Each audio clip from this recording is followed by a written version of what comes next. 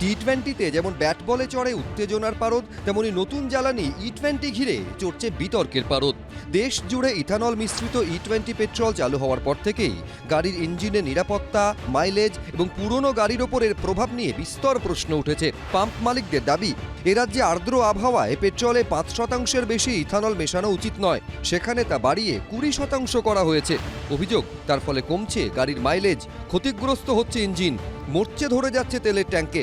যাদের নিজের গাড়ি চালিয়ে রোজগার, তারা পড়ছেন সমস্যায়। এখন তো নতুন গাড়ি কিছু বোঝা যায় না ওইভাবে। সার্ভিস পাওয়া আমরা ওইটা বুঝি, ভাড়া খাটবো, সার্ভিস পাচ্ছি না। পেট্রোল পাম্পে গেলেই বিভিন্ন রকম তেলের পাশে দেখা যাবে ই-20 লেখা বোর্ড। ই-20 পেট্রোলের এসেছে ইথানল থেকে এবং 20 বোঝায় প্রায় 20% ইথানল ব্লেন্ডিং। এই ধরনের প্রতি লিটার তেলে রয়েছে 20% ইথানল এবং 80% পেট্রোল। বিশেষজ্ঞরা বলছেন যেসব দেশে ইথানলের ব্যবহার সফল হয়েছে সেখানে আবহাওয়াগত পার্থক্য রয়েছে ভারতের সঙ্গে। বিশেষ করে আর্দ্রতা এক্ষেত্রে একটি বড় গুরুত্বপূর্ণ ফ্যাক্টর হয়ে দাঁড়াচ্ছে। পাশাপাশি অন্যান্য দেশে ইথানল বাধ্যতামূলক করার আগে পুরনো গাড়িকে ধাপে ধাপে সরিয়ে নেওয়ার দিকে জোর দেওয়া হয়েছিল। তার জন্য বাধ্যতামূলক ইথানল ব্যবহারের আগে সময় নেওয়া হয়েছে বেশ কয়েক বছর। এতটা তাড়াহুড়ো করার জন্যই ভারতে গাড়ির ক্ষতি হচ্ছে, এমনটাই অভিযোগ অনেক চালকেরই। ইথানল হলো এক ধরনের অ্যালকোহল। এটি দাহ্য তরল ও জ্বালানি হিসাবে ব্যবহার করা যায়। ভারতে মূলত কৃষিজ পণ্য থেকে ইথানল তৈরি হয়। আখের রস, চিনি ও চিনির সিরাপ, চিটে গুড়, ভুট্টা, ভাঙা চাল এবং নির্দিষ্ট ক্ষতিগ্রস্ত খাদ্যশস্য থেকে ডিস্টিলেশন প্রক্রিয়ায় ইথানল তৈরি করা যায়। 2001 সালে পরীক্ষামূলকভাবে দেশে ইথানল মিশ্রিত জ্বালানির ব্যবহার শুরু হয়। 2006 সালে কয়েকটি রাজ্যে চালু হয় E5 পেট্রোল।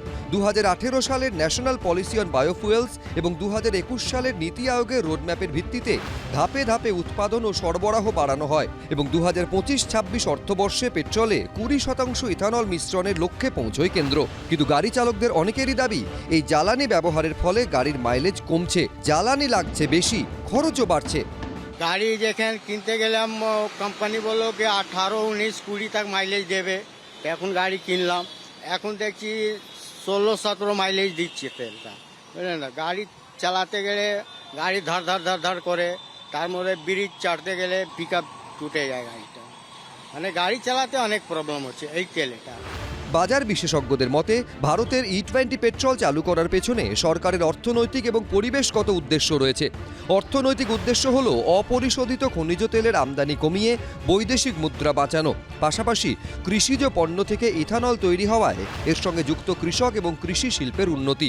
আর ইথানল পরিবেশ বান্ধব জৈব জ্বালানি হওয়ায় এর ব্যবহারে গাড়ি থেকে নির্গত ক্ষতিকর কার্বন ডাই অক্সাইডের পরিমাণ উল্লেখযোগ্যভাবে কমে। কিন্তু ইঞ্জিনের স্বাস্থ্য, গাড়ির মাইলেজ, বিশেষজ্ঞদের মতে ইথানলের এনার্জি কন্টেন্ট পেট্রোলের তুলনায় কম, ফলে ই-20 ব্যবহার করলে কিছু গাড়িতে মাইলেজ কিছুটা কমতে পারে।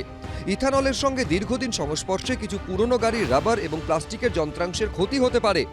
সব থেকে যেটা দেখার দরকার, ইঞ্জিনের যে কম্প্রেশন রেশিও সেটা 9 থেকে 12 থাকতে হবে। পুরনো গাড়ি যেগুলো আছে তার এই ইঞ্জিন কম্প্রেশন রেশিও নেই। 15 বছরের গাড়ি যদি ধরা হয়, সে গাড়িতে কিন্তু ই-20 উপযুক্ত নয়, ই-10 উপযুক্ত। কারণ গাড়িতে যে ফুয়েল ফিল্টার আছে বা নজল ইঞ্জেক্টর আছে বা ফুয়েল পাম্প আছে, তাতে যে রাবার হোস আছে বা যে কম্পোনেন্টসগুলো আছে, সেটা ই-20 সেগুলোকে খারাপ করে দেয়। কেন্দ্রও স্বীকার করে নিয়েছে ই-20 ব্যবহারে কিছু গাড়ির মাইলেজ 3 থেকে 5% পর্যন্ত কমতে পারে। এই ইথানল যুক্ত পেট্রোল বিশেষজ্ঞরা বলছেন, এটা তো আমরা বিশেষজ্ঞ নই, আমাদের বিশেষজ্ঞদের মতামতটা শুনতে হয়, যে এই বেশি ইথানল যুক্ত পেট্রোল ব্যবহার করলে গাড়ির ইঞ্জিনের আয়ু কমছে। তো এর দায়িত্বটা কে নেবে? তবে বিভিন্ন গবেষণার রিপোর্ট উদ্ধৃত করে কেন্দ্রীয় সড়ক পরিবহন মন্ত্রী নীতিন গডকরি সংসদে জানিয়েছেন, ই-20 ব্যবহারের কারণে গাড়ির ইঞ্জিনের কার্যক্ষমতা নষ্ট হওয়ার মতো কোনো ঘটনার প্রমাণ পাওয়া যায়নি। কেন্দ্রীয় পেট্রোলিয়াম ও প্রাকৃতিক গ্যাস মন্ত্রকও জানিয়েছে, ই-20 ব্যবহারে গাড়ির ক্ষতি হয় এমন অভিযোগের কোনো বৈজ্ঞানিক ভিত্তি নেই। সরকার জেনেই করেছে, এক্সপার্টদের কথা শুনেই করেছে। আজ পর্যন্ত কার গাড়ি খারাপ হয়ে গেছে? হয়নি। যেটা ব্যবহার করতে বলছে, যতটাই অনুমতি দেবে ততটাই করতে হবে। সব মিলিয়ে ই-20 জ্বালানি নিয়ে বিতর্ক থামছে না। আবির দত্ত, অরিত্রিক ভট্টাচার্য, অনির্বাণ বিশ্বাস, এবিপি আনন্দ। এবিপি আনন্দ, এগিয়ে থাকে, এগিয়ে রাখে।